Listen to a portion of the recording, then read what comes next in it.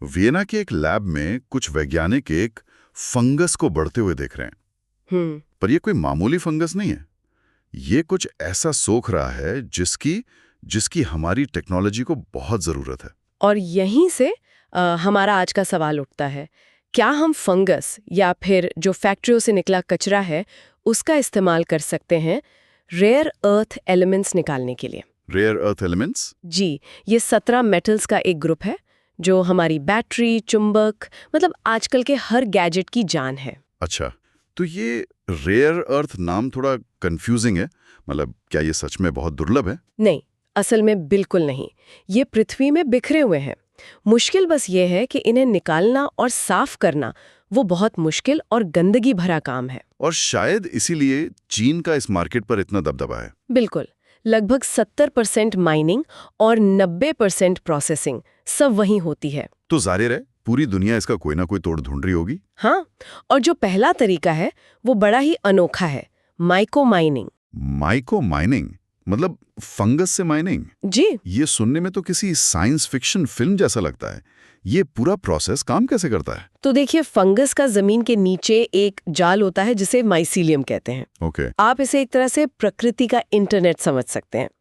Vienna university के scientists ने पाया कि ये नेटवर्क जमीन से रेयर अर्थ एलिमेंट्स को अपने अंदर सोख सकता है। अच्छा। तो आइडिया ये है कि जहां औद्योगिक कचरा पड़ा हो वहां बड़े पैमाने पर फंगस उगाओ, उसे काटो और फिर उससे ये कीमती मेटल्स निकाल लो। बिल्कुल, ये तो कमाल का आइडिया है। मतलब हम पर्यावरण को साफ भी कर रहे हैं और कीमती धातुएं भी निकाल रहे हैं। पर इसमें कोई कैच तो होगा। क्या ये तरीका असल में प्रैक्टिकल है? कैच है, और बड़ा कैच है। पहली बात तो ये कि फंगस में इन एलिमेंट्स की मात्रा वो ई कचरे के मुकाबले बहुत ही कम होती है। और दूसरी बड़ी चिंता ये है कि अगर एक ही तरह का फंगस इतने बड़े इलाके में उगाएंगे तो वहां के इकोसिस्टम का, मतलब प्राकृतिक संतुलन का क्या होगा? सही बात है। तो ये बस एक एक्स्ट्रा तरीका हो सकता है, मेन नहीं। अभी तो ऐसा ही लगता है। तो फंगस वाला तरीका दिलचस्प है, पर जैसा आपने बताया इसमें एलिमेंट्स की मात्रा बहुत कम है।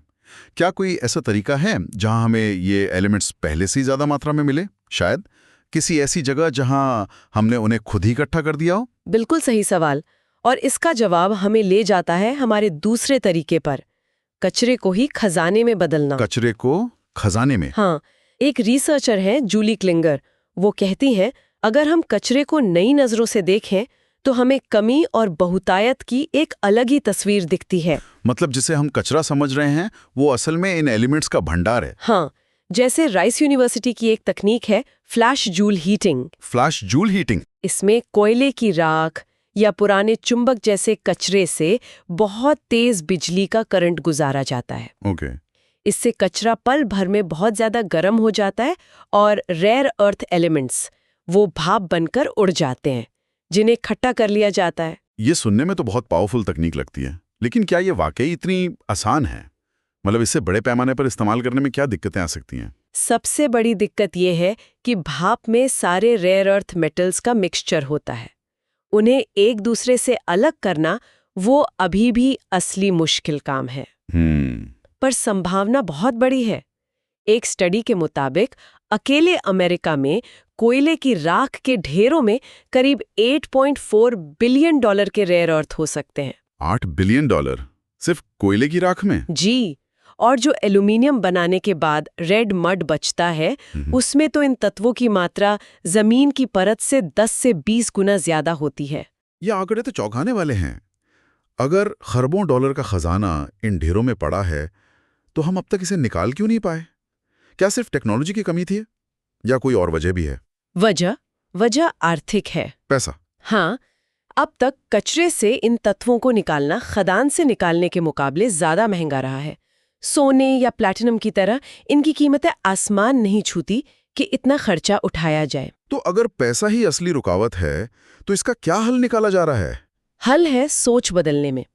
सिर्फ एक चीज निकालने के बजाय एक साथ कई कीमती चीजें निकाली जाएं। अच्छा, तो अगर मैं सही समझ रहा हूं तो असली खेल रेयर अर्थ निकालने का है ही नहीं। असली खेल है कचरे के ढेर को एक मल्टी प्रोडक्ट फैक्ट्री की तरह देखने का, जहां रेयर अर्थ बस एक बाय प्रोडक्ट है। आपने एकदम सही पकड़ा। यही असली आहा मोमेंट है। वाह! जैसे कोयले की राख से रेयर अर्थ के साथ साथ वाटर फिल्टर के लिए कार्बन भी निकालो, रेड मड से लोहा निकालो और फंगस वाले तरीके में फंगस से बायोगैस बना लो। बिल्कुल। जब आप एक साथ कई चीजें बेचते हैं तो पूरा प्रोसेस फायदेमंद बन जाता है। एलिमेंट यूएसए नाम की एक कंपनी 2029-30 तक इसी मॉडल पर एक प्लान शुरू करने की योजना बना रही है। तो कुल मिलाकर विज्ञान हमारी कचरे की परिभाषा ही बदल रहा है। जिसे हम बेकार समझकर फेंक देते हैं, वो शायद हमारी दो सबसे बड़ी समस्याओं का हल बन सकता है। हाँ, संसाधनों की कमी और पर्यावरण का प्रदूषण। दोनों का एक साथ। बिल्कुल। और यहाँ एक सोचने वाली बात ये भी है, अभी हम जो भी तरीके देख रहे हैं वो सब अतीत की फैक्ट्रियों से निकले कचरे को साफ करने पर ध्यान दे रहे हैं। क्या हो अगर हम भविष्य के प्रोडक्ट्स को डिजाइन ही इस तरह करें कि उनमें लगे कीमती तत्व कभी कचरा बने ही नहीं, उन्हें शुरू से ही ऐसा बनाया जाए कि इस्तेमाल के बाद उन्हें आसानी से निकाला और दोबारा इस्तेमाल किया जा सके।